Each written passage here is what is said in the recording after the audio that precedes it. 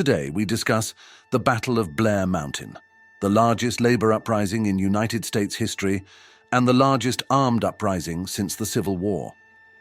The year was 1890, and the coal mines of Mingo County, West Virginia, stood as silent battlegrounds between labor and power. The founding of the United Mine Workers Union marked a turning point, but the coal mines would only hire non-union workers and strictly enforced employment contracts that included union membership as grounds for termination. As the coal workers almost exclusively lived in company towns, job loss also meant eviction from their homes. Tensions continued to build as the 1920s dawned, when United Mine Workers President John L. Lewis aimed to finally end 3 decades of resistance to unionization in the area. The national landscape echoed with the strikes of discontented miners, and operators in West Virginia felt the pressure of competition from non-union mines. The stage was set for a clash of wills.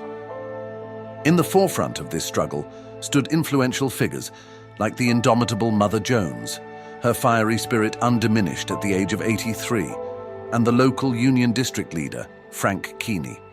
Over 3,000 miners in Mingo County joined the Union cause, only to be immediately fired upon their discovery. The coal companies then hired agents of the Baldwin-Felts Detective Agency, known for their violent union-busting tactics, to forcibly evict the former employees and their families. On May 19, 1920, a dozen Baldwin-Felts agents descended upon the coal town of Matewan, West Virginia. The first family they evicted was a woman and her children. The agents forced them out at gunpoint and threw their belongings in the road under a light but steady rain. The miners who saw it were furious and sent word to town. Matewan's police chief Sid Hatfield, along with a group of deputized mine workers, confronted the Baldwin-Felts agents and told them they were under arrest. In the clash that followed, a gunfight erupted, leaving 10 men killed, 3 from the town and 7 from the agency. The events of that day became known as the Matewan Massacre, an emblem of resistance against the seemingly invincible Baldwin-Felts agency and the coal companies as a whole. Chief Sid Hatfield emerged as the hero, a beacon of hope for Union miners in the heart of the struggle.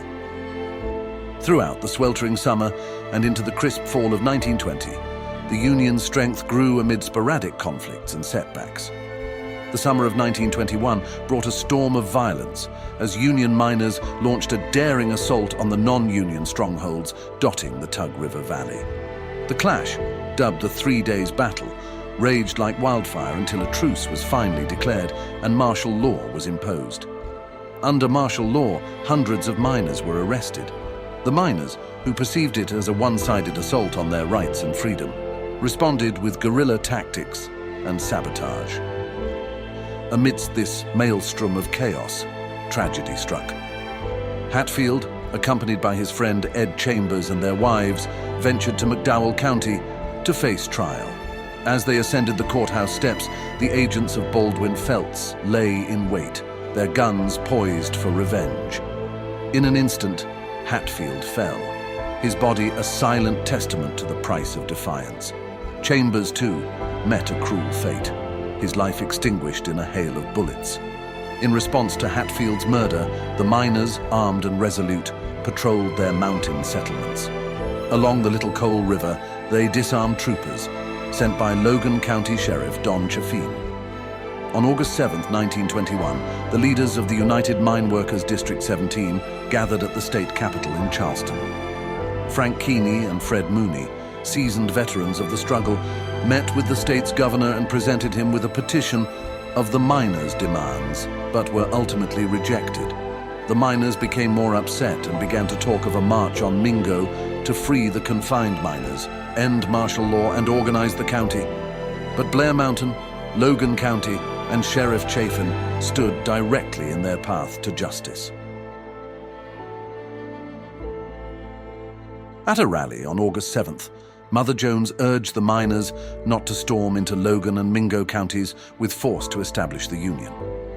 Accused by some of losing her nerve, Mother Jones foresaw a bloodbath in a clash between lightly armed Union forces and the heavily armed Logan County deputies. Despite pleas for restraint, armed men began converging at Lenz Creek Mountain. Within 4 days, a staggering 13,000 gathered, ready to march towards Logan County. Union leaders Keeney and Mooney sought refuge in Ohio, leaving the passionate Bill Blizzard to lead the miners. Meanwhile, the anti-Union Sheriff Chaffin fortified Blair Mountain. With financial support from the Logan County Coal Operators Association, Chaffin created the nation's largest private armed force of nearly 2,000. After the first skirmishes erupted on the morning of August 25th, President Warren G. Harding issued a threat to deploy federal troops and Martin MB-1 bombers. In an attempt at de-escalation, a tense meeting was held in Madison. The miners were persuaded to return home, but the struggle persisted. Having assembled his private army, Chaffin was resolute in his determination to defeat Union efforts in organizing the coal mines of Logan County. Only hours after the decision in Madison, rumors circulated that Chaffin's forces had opened fire on Union sympathizers in the town of Sharples, just north of Blair Mountain. Unconfirmed reports suggested that families had become unwitting victims caught in the crossfire. Infuriated, the miners headed back toward Blair Mountain. By August 29th, the battle was in full swing. Chaffin's forces, though outnumbered, held superior positions and weaponry. Private planes were hired to unleash homemade bombs and poison gas on the miners.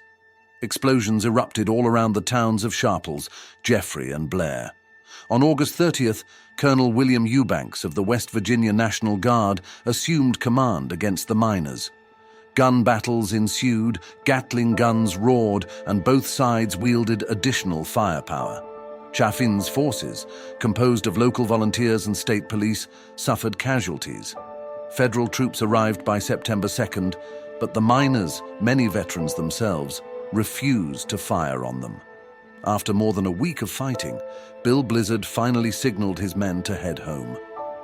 After the battle, 985 miners faced indictments for various charges, yet sympathetic juries acquitted the majority of them. In the immediate aftermath, the Battle of Blair Mountain marked a significant victory for coal industry owners and management. The United Mine Workers of America saw a drastic decline in membership, plummeting from over 50,000 miners to around 10,000 in the ensuing years. However, in the long run, the Battle of Blair Mountain served as a catalyst for change. It drew attention to the perilous working conditions in the West Virginia coalfields and prompted a shift in Union tactics. Unions started to adopt more strategic approaches in political battles, advocating for labor-friendly laws and confronting oppressive management. This shift culminated in a significant organized labor victory during the New Deal in 1933. Subsequently, the Mine Workers Union played a pivotal role in organizing other prominent unions, like the Steelworkers, in the mid-30s. The battle also spurred the formation of labor union umbrella organizations, such as the American Federation of Labor and the Congress of Industrial Organizations.